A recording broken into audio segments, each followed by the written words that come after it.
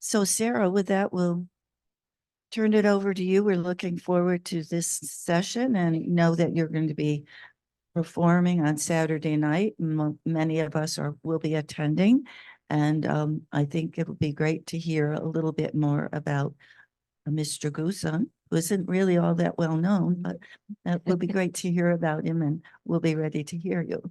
Thank you. Excellent. And we'll take questions later. Did you want to do questions later? Or I'm fine in interact? person. If people have questions as we're going through things, feel free to raise hand, and I'm assuming you want to bring the microphone around. Yeah, either that or you'd have, I should do it by microphone so Okay. our online people can hear. Perfect. Yeah. Wonderful. Well, good morning, everyone. It is fabulous to be here. I was telling Barbara, it was so great to fly in. Everything's so green around here, and the tulips are already a couple inches tall. So hopefully, every year I say we always worry about STEM Fest, but hopefully this year that won't happen again. It always pulls through somehow. Welcome to the third class of my musical tributes, my sort of unusual take of taking a look at some musical history. Before I got into the Goosens, I just kind of wanted to touch base on two other oboe pieces that I think of when I think of musical tributes. And it's kind of nice because they fall in the 20th century timeline. So I'd kind of talked about some Baroque pieces, some classical pieces, some romantic pieces. So this will just kind of set the scene for the Goosens. And for those of you online, you'll be able to hear all of these musical examples just fine. So I just wanted to start with the Poulenc Oboe Sonata. And this was a piece when I was doing research for this idea of music that's dedicated to people, having people in mind for composers. This was a piece that popped up in many circles, not just for oboists. So it's something that is well known. The Poulenc Oboe Sonata was his last work that was written in 1962 before he died. And it was dedicated to his longtime friend and fellow composer, Prokofiev. And the review from the New York Times described the sonata as a paradoxical mix of the elegiac, the suave, and the clever. And it's a piece that is a standard in the oboe repertoire. It's oftentimes borrowed by saxophonists, as the Briggs know probably very well, but a fabulous piece of music. And so dedicated to the memory of Sergei Prokofiev, Russian composer, and they were friends and colleagues. They actually met in Paris. I've got a little bit more details on the next slide. And their friendship was really formed through piano and playing bridge together in the 1920s. The interesting thing about this piece is when we think of like traditional classical concerto form, we usually have three movements that start with something fast that grabs your attention, has an inner movement that's slow, and then goes to the final movement that's also fast. The Poulenc Sonata actually reverses this and starts slow, then the middle movement is fast, and then it comes back to slow. So it's sort of this, again, when we think of, he's writing this in memory of someone that he respected very dearly, is kind of focusing on the slower tempos in the piece seems very appropriate. He actually also uses themes from two other pieces that were written during the same time period. His clarinet sonata and flute sonata were also part of these last three works that he composed. And he also borrows a little bit of Prokofiev's fourth and fifth piano sonatas, especially in the second movement. There's a lot of the playful quality of Prokofiev's piano pieces. So Poulenc and Prokofiev's friendship, it's an interesting story. They actually met through Diaghilev, famous choreographer and ballet director who was in Paris. And he was actually working with Prokofiev on a ballet and said, I think you guys would get along. Why don't we get together and meet? And so he invited them. And Prokofiev was known to be a very quiet man, very introverted. He did not make friends very easily. He kind of kept to himself. And it was very unusual that he warmed up to Poulenc, especially given their age difference. When they met, Prokofiev was 30 and Poulenc was approximately 22. So there was an age difference. Poulenc kind of thought that Prokofiev didn't warm up to him right away. He kind of was like, I don't really know what he thinks of me. Prokofiev said a few things about Poulenc's music that led him to believe maybe he didn't like his music.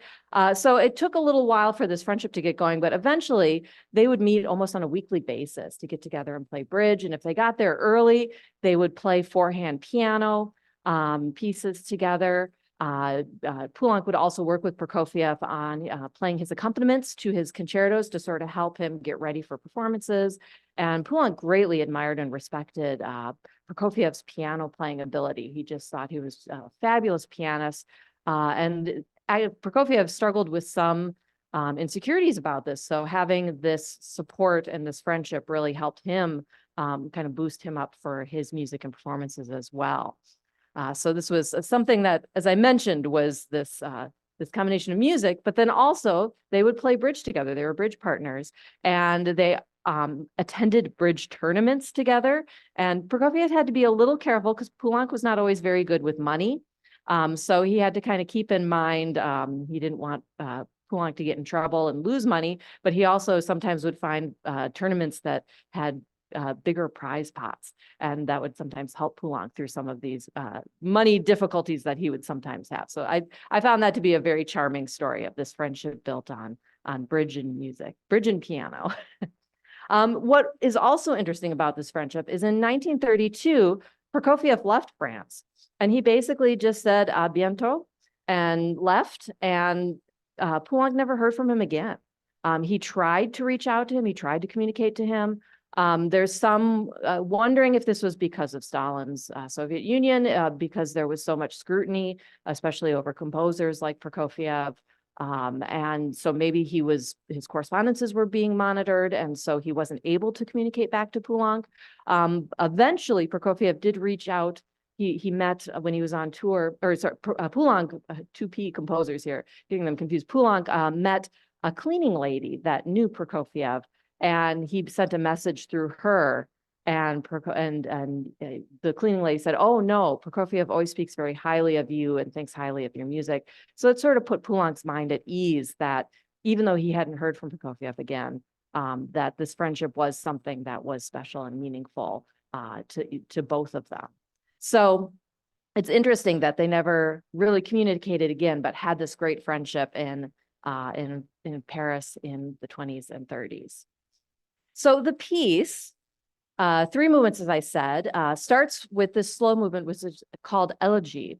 And this is something, an elegy is typically a poem that mourns the dead. And so we hear this as both being a consolation and a lament as Poulenc's working through his emotions in this movement. It starts with this four-note phrase. The oboe just sort of sings in. It starts on a pretty high note for the oboe at this time, a high D, and it just sort of like kind of comes out of nowhere.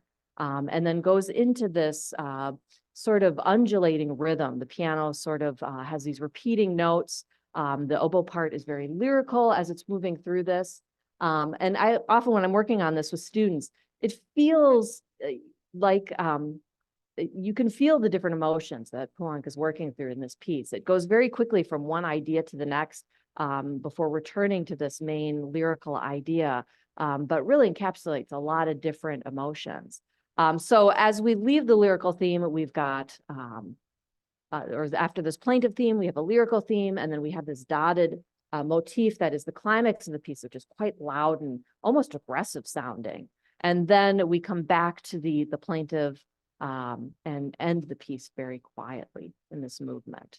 Let me just, I'm going to come back to talking about those two movements, but just play a little bit of the opening here so you can hear this entrance of the oboe.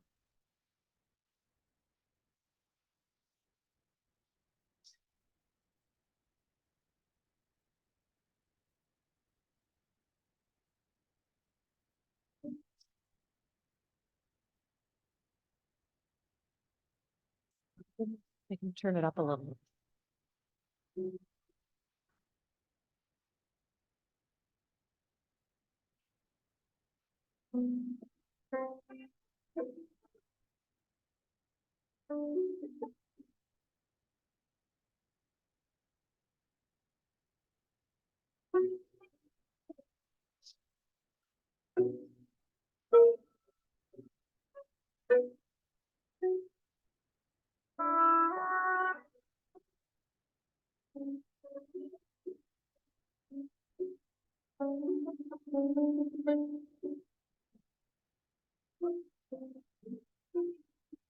So it just has a very singing quality to it. Again, with this piano part, just has this repeating rhythm going through it, sort of like a heartbeat. As it moves ahead, then I just want to play a little bit of the climactic section here.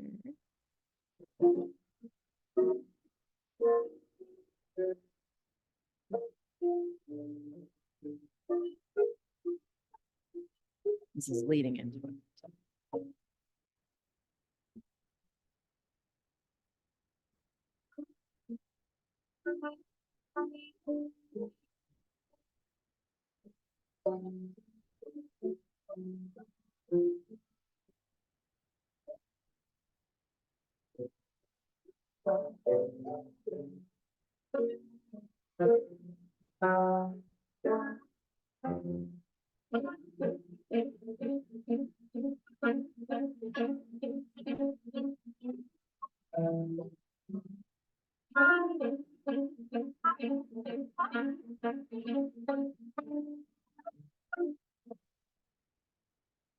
So you can almost feel like as he's battling through this, frustration and anger, this lost friendship, maybe the lost years that he had with this friend, just speculating. But we can definitely hear as he's going through this sort of reflective quality and then this more aggressive quality in this movement.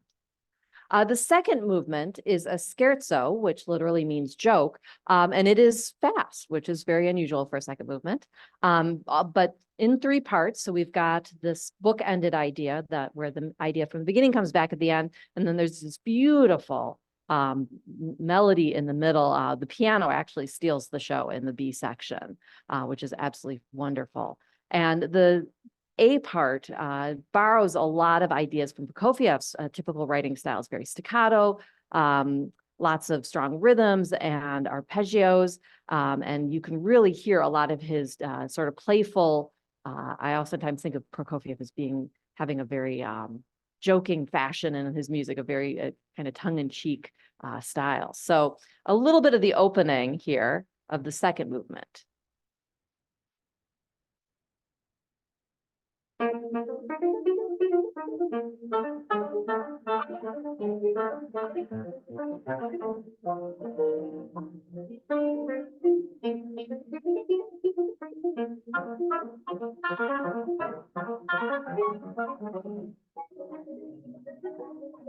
Again, playing around with the range of the instrument.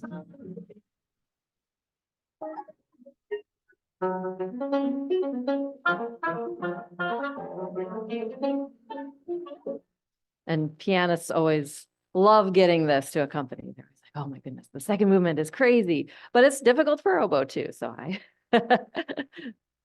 just a little bit of the B theme here.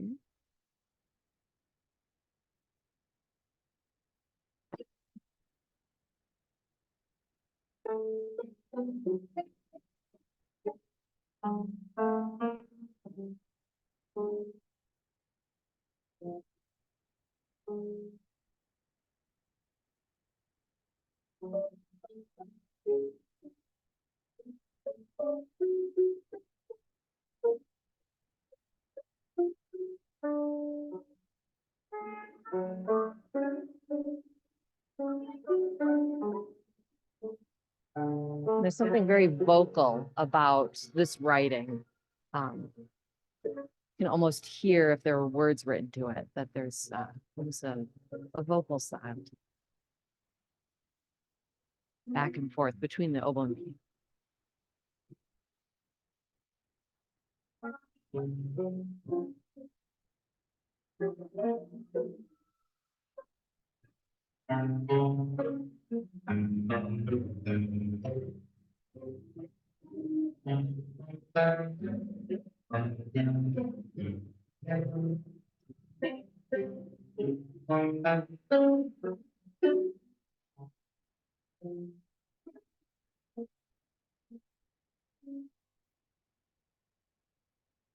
I just love that previous section of the piano where it goes from the low to the high and back to the low. And Poulenc, if you listen, there's some harmony in it that It's just a little bit crunchy. It's just a little bit edgy. And if you listen to a lot of his music, he carries a lot of these harmonies, those tonalities into a lot of his writing, sort of his footprint or his musical fingerprint in his style.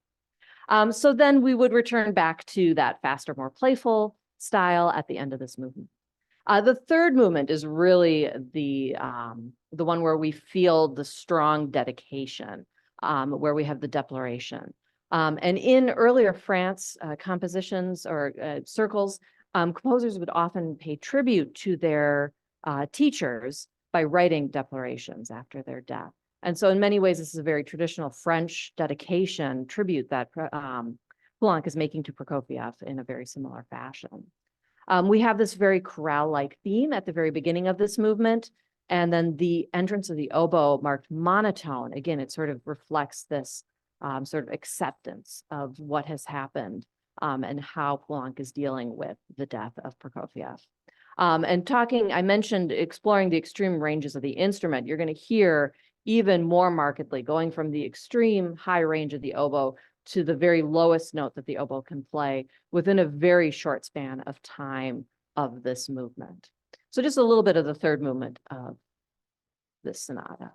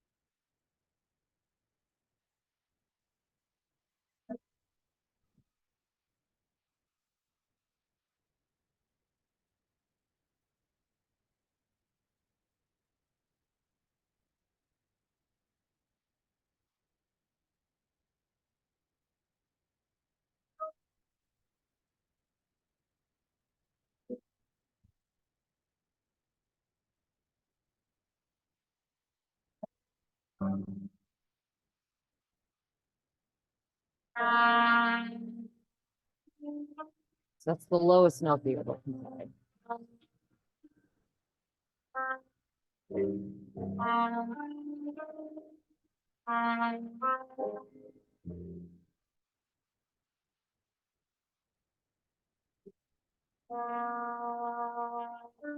And the lowest note you can play as quietly as you can, which is very difficult.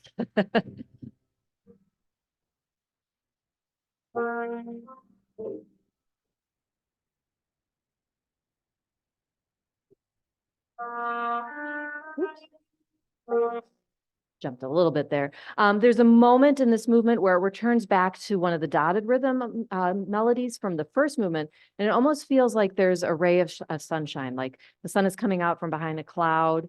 Again, this moment where all of us in grief have these moments of thinking of fond memories and focusing on positive aspects of our lost one, loved one. And then as we end out the movement, and the entire piece, it's just one of the most quiet endings. And it just sort of fades away. And I'll tell you a fun story after we listen to the very end of this.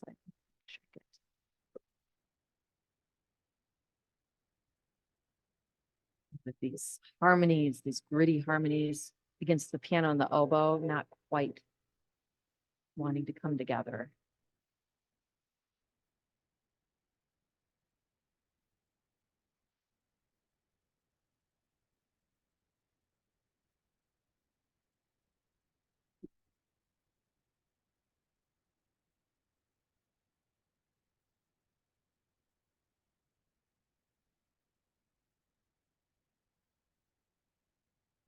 And that's how the whole sonata ends, which is very, very amazing. One of my favorite pieces for the oboe and piano. And I remember the first time I heard it, and I was like, oh my gosh, the oboe can play music like this. It's amazing.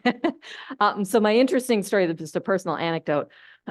I was getting ready for a recital my sophomore year of undergrad, and I was working on this piece and rehearsing it in a practice room with my pianist.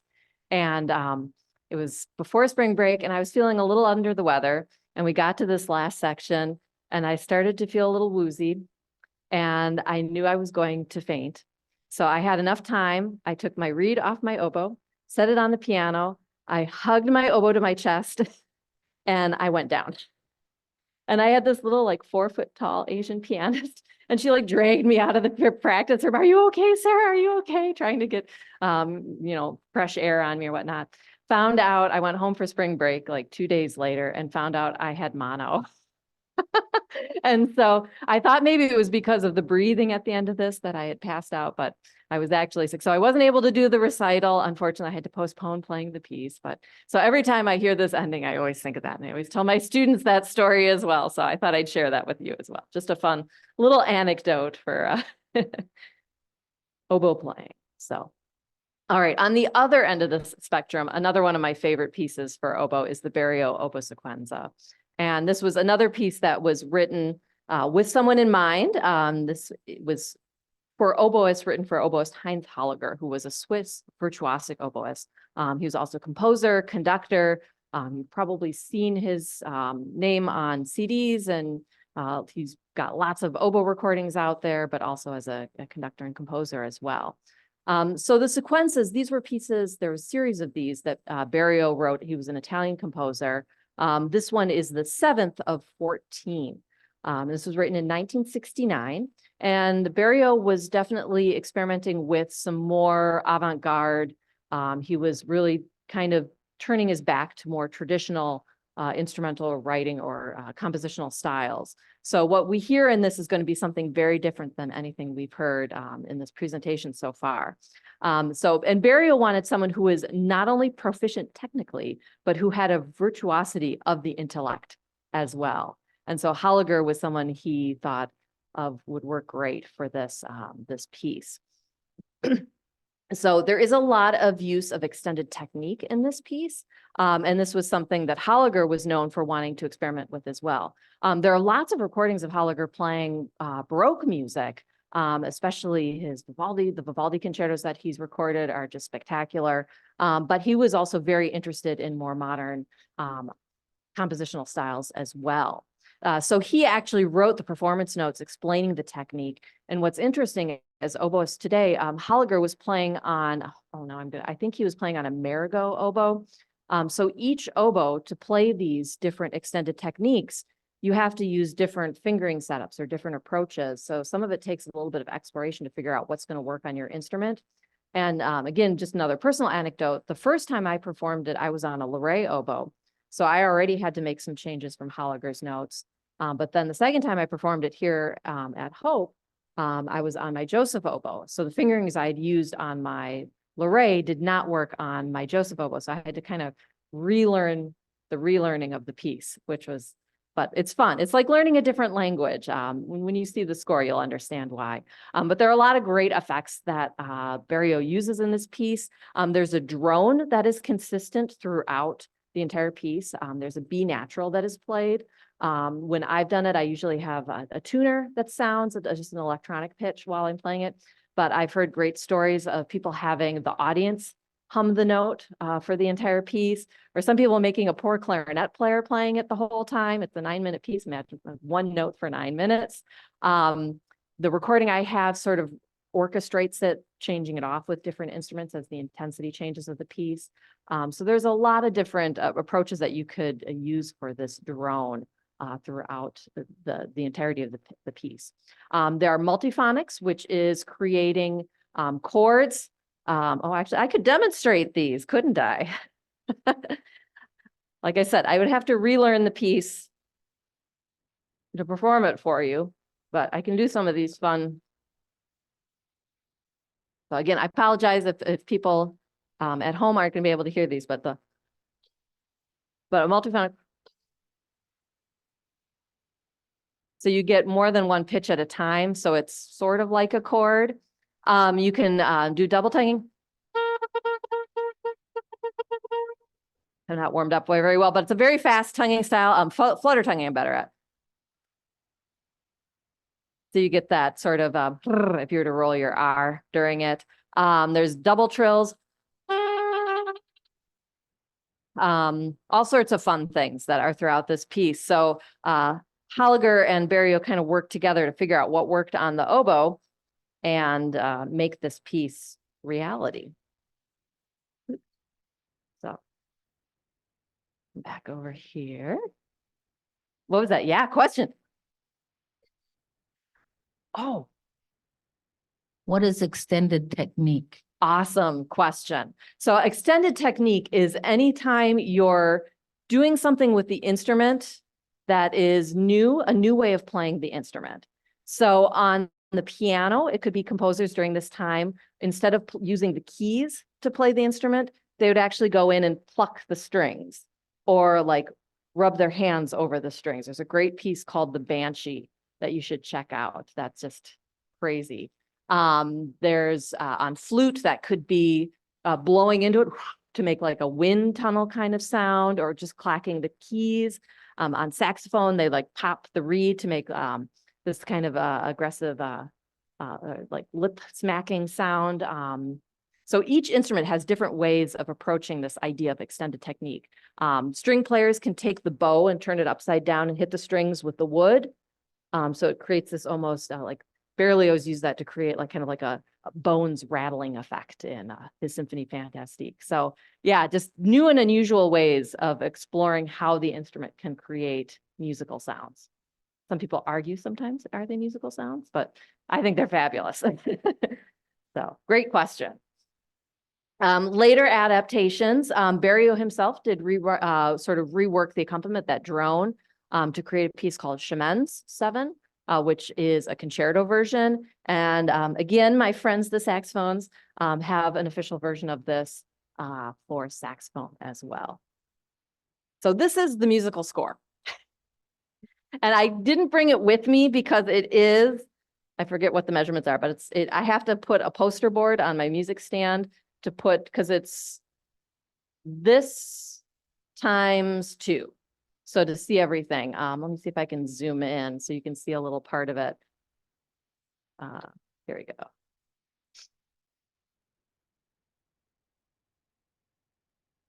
There you go. So you'll notice that it does not look like music that you may be used to seeing. And that is because the way it is written, it's written in rows and columns. So each of these columns has to take place during this amount of seconds. So everything in this column lasts 3 seconds, unless it has a fermata, and then you hold it longer. Everything in this column lasts 2.7 seconds. So when I was learning to do this, I had my phone with me, and I'd have the stopwatch and try to figure out exactly how long that was to place these different amounts in. And you'll see some of the notation.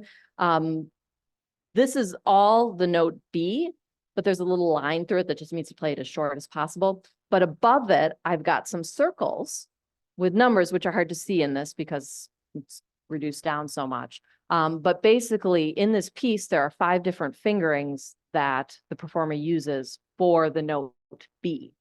So you get just a slightly different timbre and pitch for each of these notes. Let me just show you how some of the other things are written. Get you some of those. The Z is just overblowing. Find some of my good friends, the multiphonics, because they're, oh, here we go. So they're written as a chord. So you have to try to figure out what fingerings work best to get as close to those notes on the chord as possible. The flutter tonguing has, oh, here we go, the lines through it. So then I would play that with that flutter tonguing sound. I can zoom back out here. This is the instructions that Elgar wrote. So you can see, so these are the different, so the B is not the only note that has alternate fingerings. High C also does, F sharp, F, B flat. So he's given some suggestions of fingerings that work on his instrument.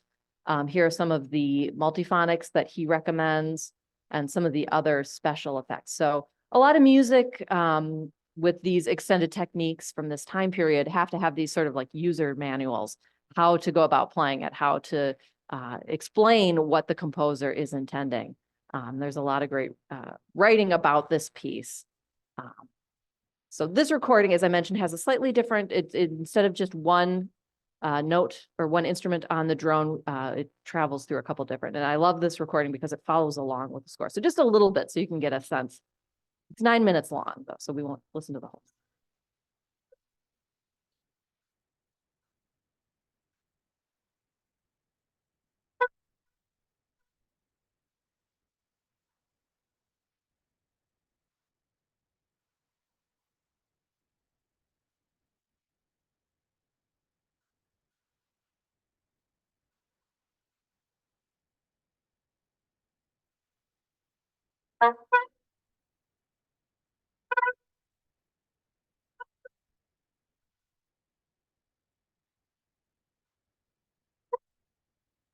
And so it starts on this B and slowly like expands the pitch range until it reaches the lowest note on the instrument and the highest note. Not technically the highest note, but one of the highest notes, especially at this time. And a lot of people ask, well, why is it built around the B? Why isn't it built around? Why isn't it built around the tuning pitch, the A? And a lot of this is because dedicated to Holliger, which is the H, in German, the B is oftentimes equated to the H. So like composers like Bach, as I mentioned, would write their music and use the B natural as the H. So that's where we get the emphasis on the B in this, but just a little bit more because it's so fabulous.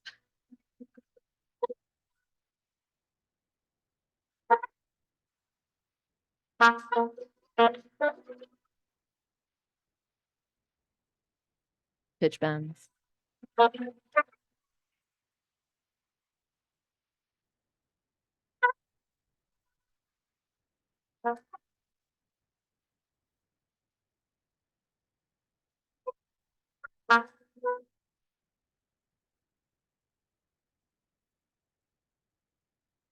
And these moments where the fermatas come in and it just sort of catch your breath.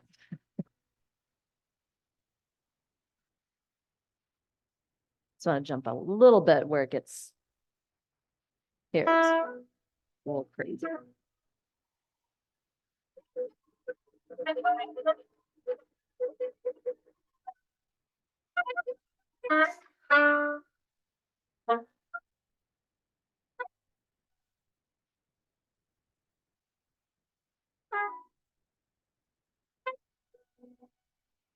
Flutter tongue.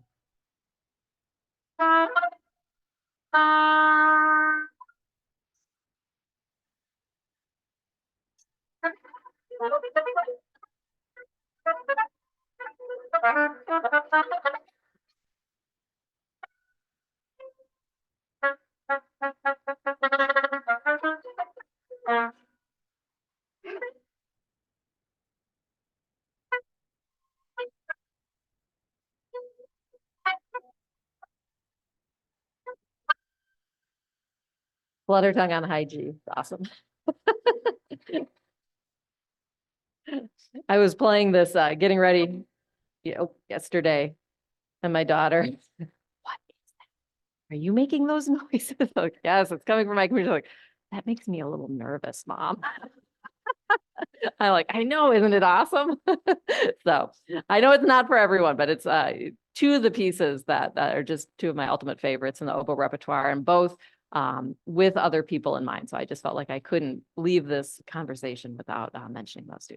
So now we'll get to the concerto by Eugene Goossens that I'm going to be performing this weekend with Holland Symphony. And a lot of people are not very familiar with the name Goossens. And last night I rehearsed for the first time, and Johannes was like, this is just a fabulous little piece. I never knew of it before. And I think based on this talk, you'll understand why Goossens is not a household name. And we'll get to that. So this is written, Eugene wrote this for his brother Leon in 1929. And both of them came from a very musical family. my little picture here. His father and grandfather was a conductor, were both conductors. His mother was a singer. His brother, Adolphe, who unfortunately was killed in World War I, was a horn player. And his sisters, I'm not sure how to pronounce this, Sydney, oh, probably Sydney, written English version, and Marie were both harp players. So very musical family. Talking about the composer then first, Sir Eugene Goossens, he was knighted in, I believe, 1955. He was trained in many different locations. He went to boarding school in Belgium, at the Conservatory in Bruges. He went to the College of Music in Liverpool, England, and the Royal College of Music in London. So a lot of wonderful musical training. He was a leading English composer and conductor in the early 20th century, really on par with Vaughan Williams, Britten, Malcolm Arnold, Gordon Jacob, all English composers that are much more, household names, so to speak. Interesting that he was appointed by George Eastman himself when the Eastman School of Music was started. He was the conductor of the Rochester Philharmonic Orchestra and also taught at Eastman. Went on to be the music director with the Cincinnati Symphony, and then would also conduct the Cincinnati Symphony and would also guest conduct with the New York Philharmonic. He was wooed by, he went to Australia and was fell in love with things down there and was wooed by a musical position down there, and eventually conducted the Sydney Symphony Orchestra. And he was someone who was very instrumental in the construction and building of the Sydney Opera House. So this is all information. I was like, wow, I had no idea he was connected to that. Where it gets interesting is this scandal that led to him to be outcast. And he was someone that was the family always talked about how he was very interested in the occult. And he was always reading, his bedside reading included books on witchcraft and necromancy.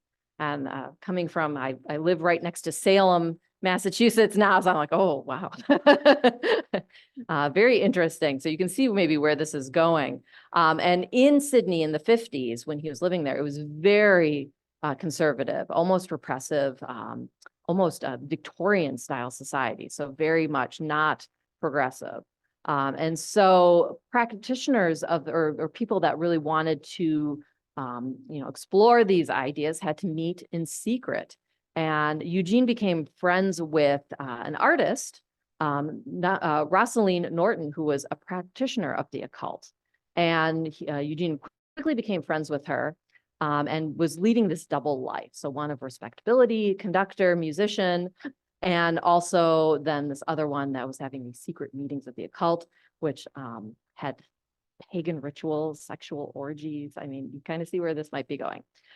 So unfortunately, on March 9th of 1956, he came from London back to Australia, and his luggage was searched. And they found over 1,000 pornographic photographs and literature about occult hidden in his luggage. And he was charged with, the quote is, unlawfully possessing prohibited imports, to wit, indecent works and articles. So he was forced to resign from his conducting posts. He returned to England with disgrace, and this combined with his poor health really caused him to sort of withdraw from society. So this really caused a lot of his works to fall into obscurity, with the exception of the oboe concerto. And I think a lot of that is because it just sort of kept coming up in musical compositions because of its technical requirements, and it sort of filled a wonderful niche in the repertoire. So oboists kind of kept it alive. So interesting story about Sir Eugene, who was leading this double life. So I skipped over Leon here.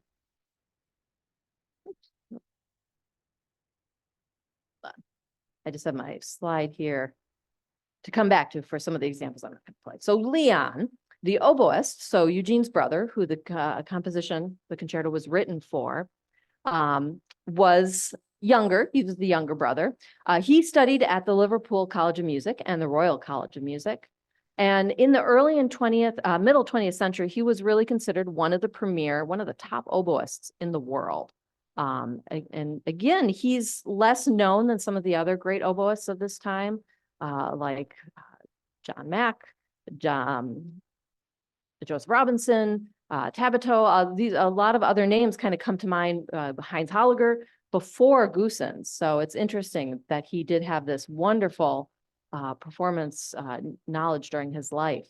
And he was known for not only his virtuosic playing, and lyrical phrasing, but his rich sound. So he was really combining, for those of you who took my oboe class a couple of years ago, there are these different schools of oboe thought. There's this French style of playing and the German style of playing. And the French style of playing has this very light sound, but it's very fast, focusing on technique, a little bit more nasal quality.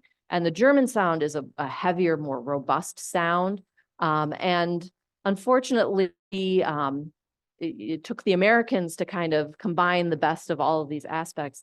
And so Leon was kind of ahead of his time in terms of sort of changing people's thoughts on what the oboe could accomplish during this time, thoughts on this kind of wild, raucous sounding instrument to one of refinement and beauty. So his obituary actually claims that Goossens' development of the oboe's tone and expressive power worked its effect not only on the woodwind players around him, but also on composers seeking to use orchestral sound in new and expanded ways. As a performer, he played early in his career at the Queen's Hall Orchestra, the London Philharmonic Orchestra later, and then a variety of solo and chamber ensembles. Not only was he instrumental in works like the concerto that I'm going to be playing on Saturday, but he worked with a variety of other, primarily English composers. So Edward Elgar, who I talked about last class, wrote the soliloquy for him. Vaughan Williams, the wonderful concerto for oboe and strings, which was something I wanted to play, but Johannes wanted me to include winds in the concert. So, so was important in us sort of focusing on the Goossens. Benjamin Britten, the Fantasy Quartet for oboe, violin, viola, and cello, and many, many more. So this wonderful list of compositions that were written for Leon.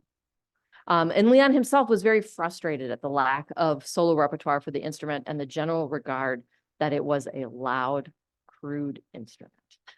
And a lot of people often ask, there aren't a lot of great solo pieces for the oboe from the Romantic time period. Like we don't have a sonata by Brahms. We don't have these, great Romantic composers writing for soloistically for the oboe. It's got some great solos in the orchestral literature, but not in the solo literature. And I think a lot of that comes from this idea of what the oboe was capable of at the time. And I think some of that was due to developments of the instrument itself, reed styles that were being created. And it took the 20th century and a lot of the changes that happened with oboe playing to sort of lead to the oboe becoming more of a soloistic instrument. So, which I am very grateful for. One great anecdote during World War II, during the bombings, and people would take refuge in the tube, in the subway tunnels. Goossens would actually bring his oboe with him and play these little mini concerts to sort of take people's minds off of things. And there's this great story that he gave a concert in the 60s and played a lot of the music that he would do during these impromptu concerts in the tube. And people were reported to be in tears because it brought back these memories of the war and the difficult times. So really just a great person, a great story, sort of balancing from his brother, I guess. So the concerto, a little bit about the background of how this concerto came to be. In 1927, Eugene began sketching the concerto for Leon's American debut. Eugene said, short but transcendently difficult work. There was literally nothing in the range of technical complexities Leon couldn't cope with. So he was he knew what his brother was capable of and was working within that. Unfortunately, the piece was not ready for Leon's New York performance in 1928. So it ended up performing in 1929 in Boston at Jordan Hall, but only with the piano accompaniment because the orchestral parts were not ready yet, were not finished. So its first performance was just for oboe and piano. The Boston Herald gave some fabulous reviews. Mr. Goossens, with his brother's art in mind, wrote robuster melodies for the oboe than those usually allotted, that gentle pastoral pipe. Melodies befitting bagpipes or the melodies in vogue in Handel's time. So saying something new. Mr. Goossens' concerto for his brother indulges in no far-fetching virtuosities. By concision, it avoids tedium. The songful section has intrinsical musical quality. Mr. Leon Goossens played it in a smooth, rounded, moist, and transparent tone, outflowing with technical skill. They don't write newspaper articles like this anymore. And Eugene himself described the concerto as a tremendous display piece and recounts how Leon negotiated the cadenza brilliantly. So, got some big feet to fill. And I can't remember if I've got it later on. Oh no, I do have it in the cadenza section. But basically Leon, when working on the piece, told Eugene he thought the cadenza wasn't difficult enough. So Eugene actually reworked it a little bit. And he said, maybe I worked my piece out of the repertoire. One of the possible reasons that the piece maybe isn't performed as much is because it's too difficult for some players. So it's just an interesting to be able to read this back and forth between the brothers and hearing these reviews. So very fascinating. So relatively unknown outside of the oboe community, it is a staple in the repertoire, especially in the world of solo competitions. So for example, the International Double Reed Society holds a competition, one year for bassoon, next year for oboe, and it alternates. And this is a piece that oftentimes comes up on the list for those competition performances. But other lists as well. It's something that shows up, and it works very nicely for this because it's all in one movement, so it's not very long, but it has a wide variety of musical styles and technical skills that are required to play it. Following some of the other pieces that I've talked about today, it explores the full range of the instrument from the low B flat up to the high G. Technically, the oboe can get up to the C above that, but very few works of music explore that range of the instrument. It's where dogs will start barking, and not good. And to play, you actually have to put your teeth on the reed to get that high note out, the high notes out. No, let the piccolo do it. So it has this virtuosic cadenza, as I've mentioned, and it uses a wide variety of unusual fingering combinations due to the tonal scope of the piece, which I'm going to talk about. Oh, here we go. Here's the quote about the cadenza. Yeah, Leon complained that the cadenza was not showy enough. I therefore added some coruscations, which he negotiated brilliantly, but which seemed to have placed the work permanently out of the range of all but 2 or 3 great oboe virtuosi. That's maybe a little broad, but it is nowadays used chiefly as a morceau de concours, or a piece of competition by conservatories, and perhaps deserves its fate, though I lavished much thought on its construction and ideas. Just love how they talk about the music. It's fabulous. Almost as great as Bach's dedications. So not widely recorded, and Leon himself didn't record it until later in his life. So interesting. So it has not, as a result, has not received the same esteem as compositions like the Strauss concerto, the von Wilhelm concertos, or the Mozart concertos, that are sort of the more widely performed concertos for the oboist. So the orchestration, and as I mentioned, this was something that Johannes was very particular about. He wanted something that used winds and brass. And what's great is that there's a lot of percussion instruments in this piece as well. So he wanted something to bring more of the orchestra in, because they were doing a couple other string-only pieces. And so this was one that popped up that we decided to take a closer look at. And I'd worked on it before, I just never performed it. Compositions like the Marcello Concerto, the Albinonis, the Von Williams, those are all for just string accompaniment. And then the Strauss uses a chamber orchestra. So with the Goossens concerto, he is using 2 flutes, 1 doubling piccolo. We've got no oboes, just to help with having the soloist tone project well. not be interfering with other oboe tones. 2 clarinets, one on B flat and one doubling A clarinet and bass clarinet. 1 bassoon, 2 French horns, 1 trumpet, and then this great variety of percussion instruments.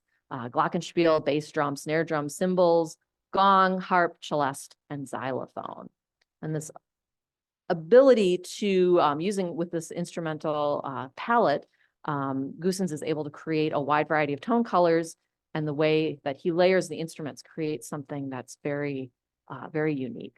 And as Johannes and I were talking about this, it really doesn't sound English. There are some of the English pastoral qualities in the work, but with a lot of the layering and the orchestration, it has a very French sound to it. And I almost feel Debussy in some sections, Debussy or Ravel coming through.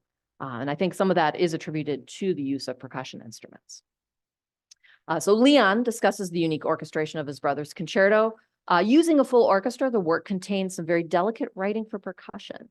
In fact, the whole of the cadenza is accompanied by the sustained sound of a tam-tam with marvelous effect. The oboe is always audible above the rich textures. Today, the piece stands as a rewarding and effective work for the medium.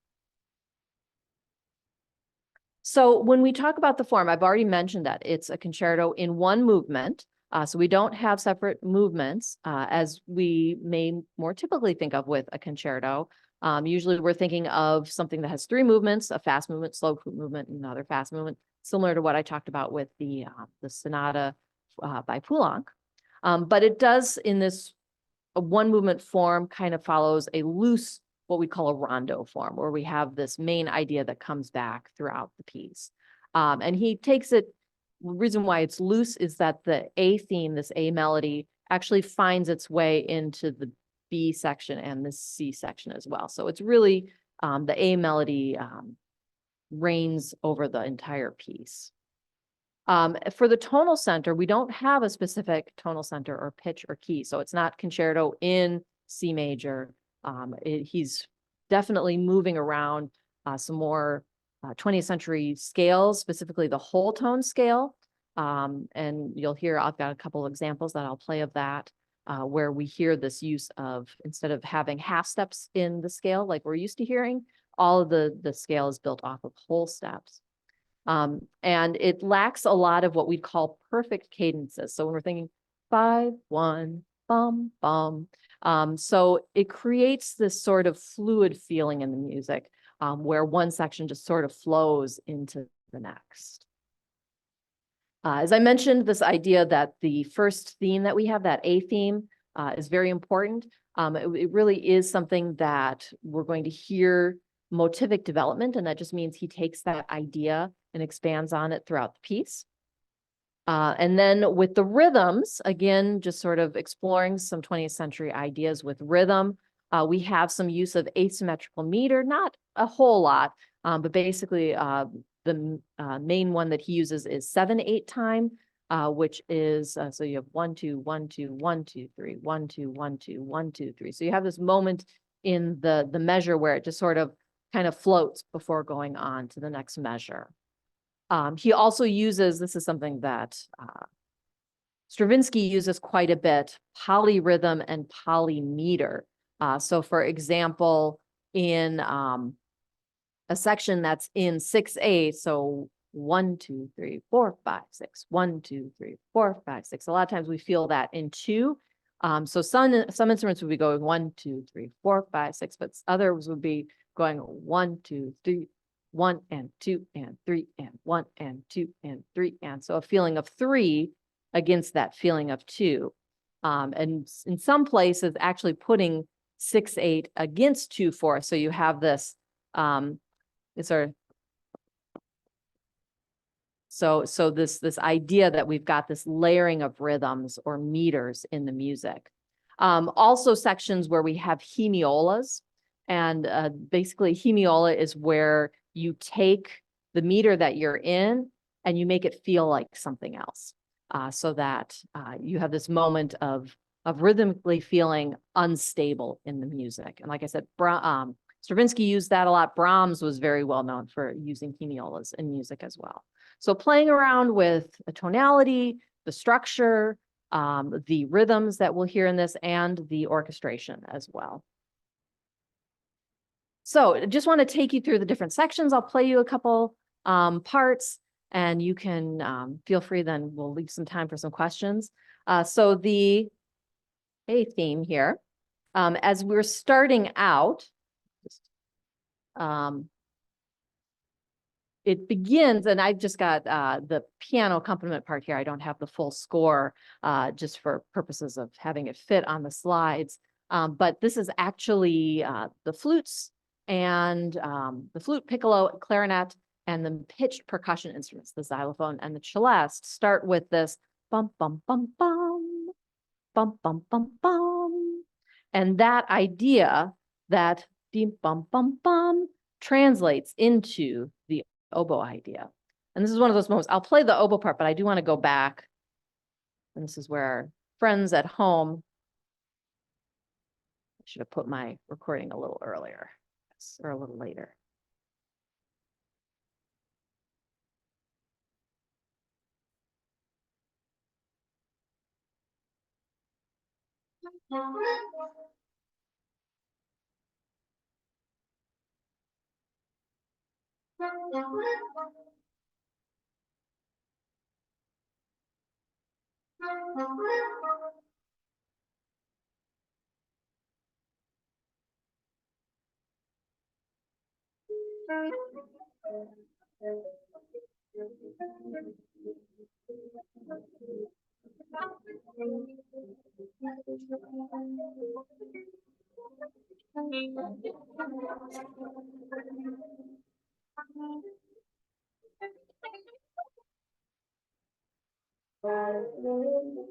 And then you get that same A melody in bassoon.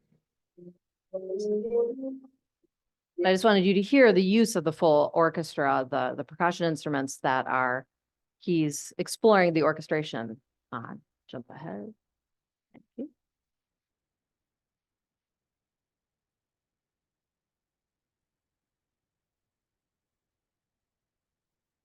So we get this main theme here at A, and that's the melody that we're going to hear throughout the entirety of the piece. Theme B, and I'll do a little bit of playing on this. This section now has, oh, that's coming up. I'll have that ready to go. So this contrasting melody has a little bit of the snake charmer feel that sometimes the oboe is equated with. My reed is probably dried out, so. But this section,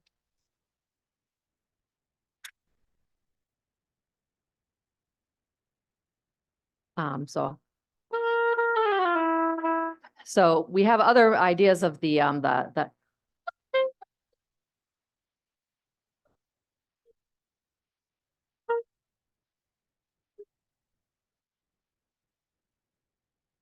so as it's kind of winding down, and then it goes into this more aggressive sounding section. The orchestra is giving these chords, accented chords, and the oboe comes in.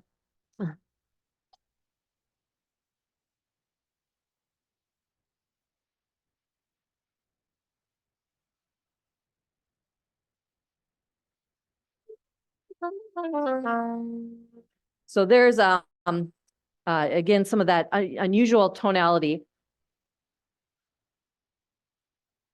some chromatic elements in there, but not following a strict major or minor scale. And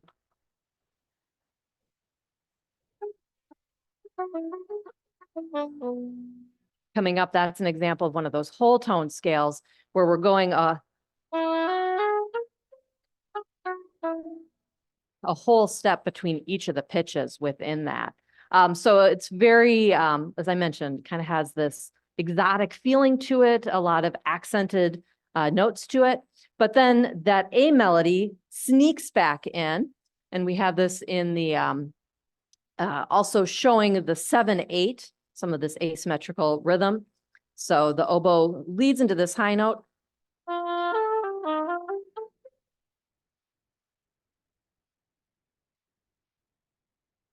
And then comes back in with.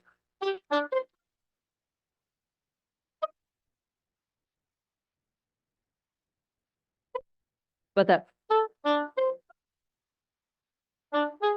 it kind of draws back from that A melody with the way that bum, bum, bum, bum, bum, bum, bum, bum, that 4-note idea from the beginning. Then we do come back to a true statement of the theme in measure 159.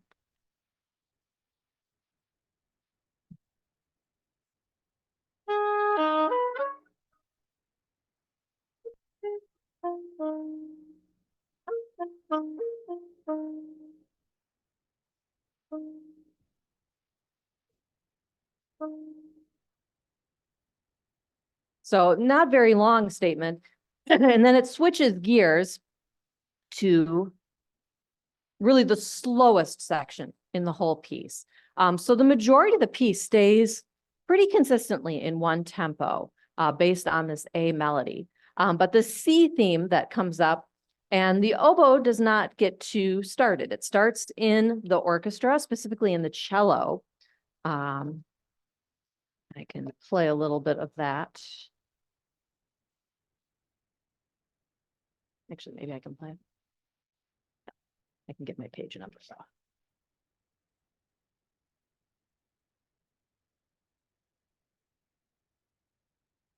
So it's a little slower, more lyrical, more linear in its shape.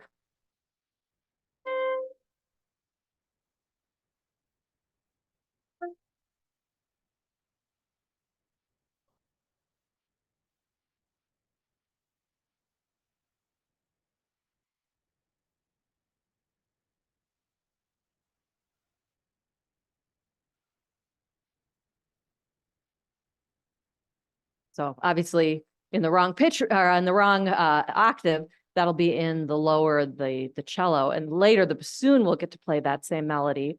And then the oboe comes in, sort of adding to this lyrical line. You know, I need to switch back to my oboe part. I can't read those notes. They're too small. Here we go.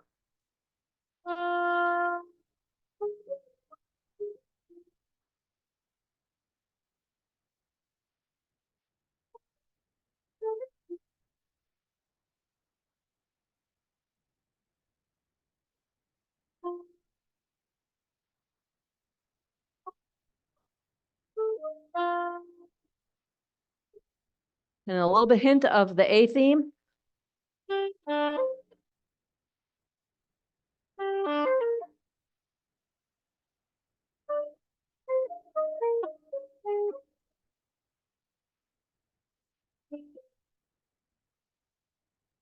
So we hear these moments where that kind of dum bum bum bum come ringing through, contrasted by this C melody that's a little bit more linear. So again, as I mentioned, uses that A theme again for continuity. Comes back in the next page too. Is that the right spot? To the C sharp. Ah, here it is. Oh, here's where the oboe, before we get to that, I wanted to play a little bit of the cello idea as we hear it in the oboe.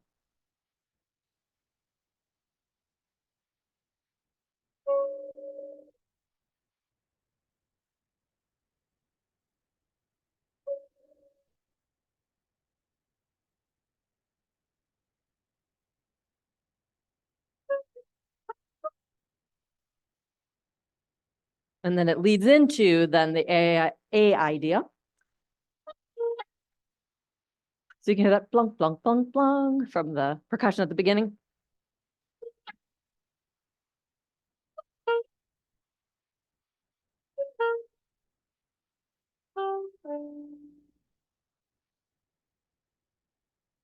So then the bassoon gets a chance to play that beautiful melody. And that leads us into the cadenza. I'm not going to play the whole cadenza because I want to leave something for you to wait for on Saturday.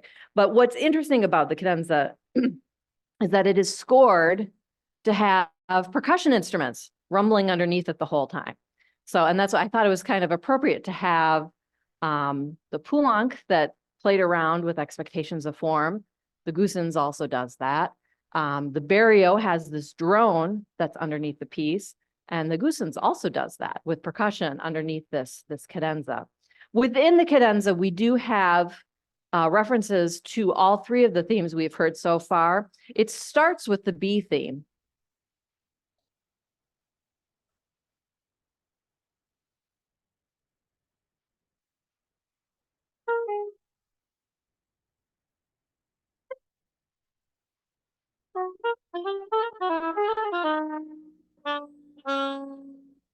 And then it noodles around. Then we get the bum bum bum bum, the first idea.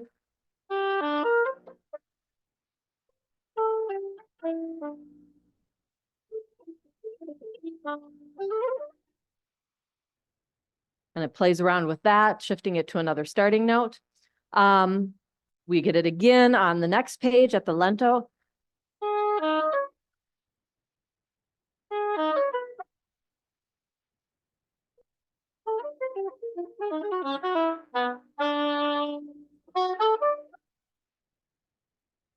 So as we're listening to that, we get emphasis on those two themes. Excuse me, talking and playing at the same time. The C theme, excuse me, drink of water here.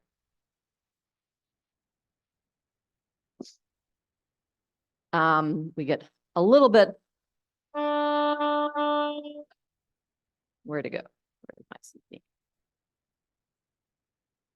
In the outline of the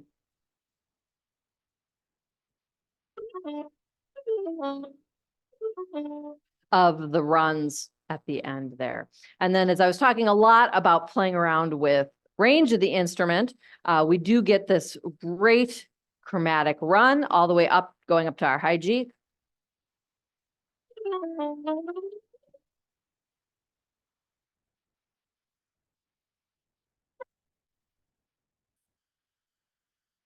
Which I said is not the highest note on the instrument, but it's getting up there for sure. So that brings the orchestra back in at the end of the cadenza. And then we get our theme A to finish everything out.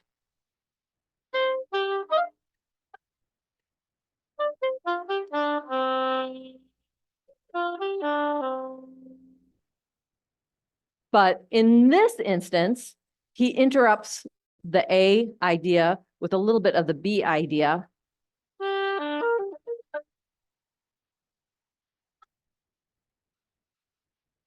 A little bit of that exotic feel from the B section, which is echoed by the clarinet. And then we finish out the whole piece with this vivo version of the A.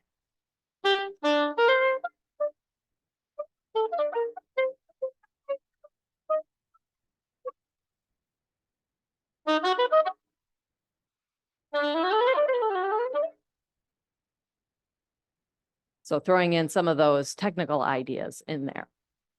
So definitely a piece that is, if you hear that first melody from the beginning, you can identify it throughout the different sections. And then as he moves from one section to the next, as I mentioned, it's very fluid feeling. He does it a lot with tempo change, with maybe gradual slowing down or diminuendos that sort of signal that something's going to change and move on to the next section. So yeah. So that is the structure of the whole piece. So I'm done now. Done a little bit early, but so enjoy the performance, I guess, for those of you who are going. So Yeah. any questions that Yeah, anyone we has? have some questions. Do you have any? This one up here. This has been an amazing class. Oh, And I thank you. thank you so much. And I look forward to Saturday night. But I have to ask something that doesn't particularly have to do with the pieces. That's fine. I am just fascinated with your breathing. Oh, yes.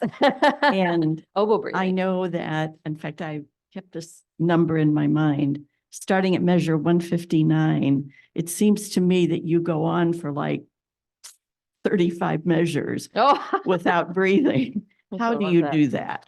So I have to, sorry, I got a little tangled here. I'm trying not to trip on my cord there. So I have a little secret to share about the oboe. So the oboe reed is very small. It has a very small opening. So if you imagine taking your pinky and you can blow against your pinky and you get a lot of back pressure, but not a lot of actual air goes through the reed at one time. So you could do the same thing with like a straw that's been squashed out. So I actually don't use a lot of air versus air support. So some of the teaching exercises that I do and some of the exercises that I do practice playing without air. So I actually breathe in and then I breathe out.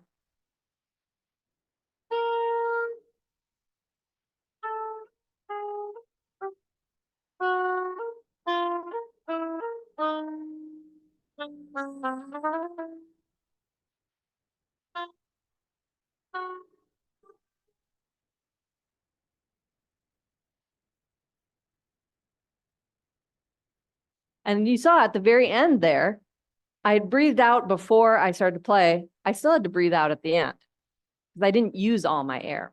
So oboe players actually, it's more important for us to let air out than it is to take air in because we keep so much bottled up. And so it feels uncomfortable to have that bad air in us. We need to let it out. So when you're watching an oboe player play, a lot of times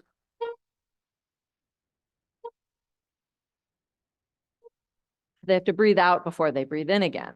I sometimes work in my music where I'll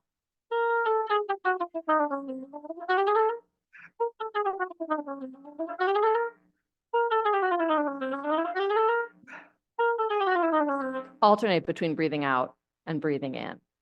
So I can't take all the credit.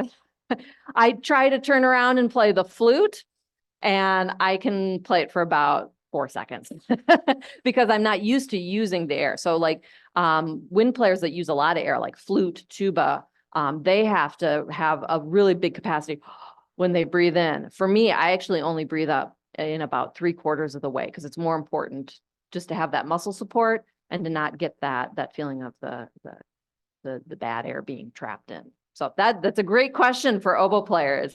And that's why a lot of times when, band directors will say, breathe with me, that's the worst thing that oboe players can do because, and then we're playing up here and it feels very tight and labored. So yeah, you're welcome. Are there any other questions or comments? You talked about a piano piece, the Banshee. Oh, Do yes. you know the composer of Yes. that? Henry Cowell. Yeah. Yeah, you're welcome. You can find some great recordings on YouTube and check it out. And it's all one player holds down the pedal and the keys so that the strings will sustain. And then the main player actually rubs the strings inside the instrument. And it's wonderful for Halloween. Well, if there are no other questions, oh, Suzanne. I'm just curious about what was the development of wind instruments? Who came first and how? Oh, Then yeah. it- Yeah, was no, the- great question. So oboe is one of the oldest wind instruments, that and the flute. Obviously our ancestors would have looked a lot different. But like if you even go back to Greek, and we don't have like actual physical musical notation from that time period, but ancient Greece and Rome, but there were pictures on pots of people playing wind instruments. Most common one was the tibia, which had like the two, am I getting it right? I think so. But it had two reeded instruments that came out. And there's some argument as if that was a double reed instrument or a flute instrument first. So really flute and oboe, the idea of it, going into recorders and having use of the double reed, because this is essentially what bagpipes use as well. Clarinet did not become invented until early Romantic time period. So that's why a lot of the symphonies, early classical time period, the early Baroque music doesn't use clarinet because only the flute and the oboe and bassoon were around at that time. So in the classical symphonies, especially with the court of Mannheim, that's when we start to see clarinets being used, and when we start to get the double winds, 2 flutes, 2 oboes, 2 clarinets, 2 bassoons, because that's when the clarinets were invented. And then the saxophone was not invented until the late Romantic time period. So that's the newest of the woodwind instruments. Yeah. Any other? It's a great question. Yeah. You mentioned a couple of details about the oboe. One being different makers are handled differently, and the other one, I think you said you have different fingering to achieve the same note. Could Yes. you just expand on that a little? Sure. So, again, kind of going along this idea of the evolution of the instruments. So a lot of time, as instruments were evolving, there was not one specific prototype of instruments. So as we got into the classical time period for the oboe, specifically, there was the French school of playing and the German school of playing. And they used different instruments, different styles of reeds. And really with the French conservatory, that was where, so today we play in what's called a full conservatory, a Paris conservatory instrument. So it was the French style that won out. For a long time, the Vienna Philharmonic was still playing on German oboes, which were constructed differently and did use some different fingers. They actually used something called an automatic octave. It's a little technical, but basically on my instrument, if I want to go to the medium high notes, I use 1 octave key. If I want to go to the higher notes, I go to the side octave key. And it on the German oboes, you don't need 2 octave keys. It automatically switches for you, which sounds kind of cool. But then there are some other differences of the instruments. So because the French school of playing sort of won out, that became the widely adopted instrument style to be made. But even within that style, there are different instrument makers.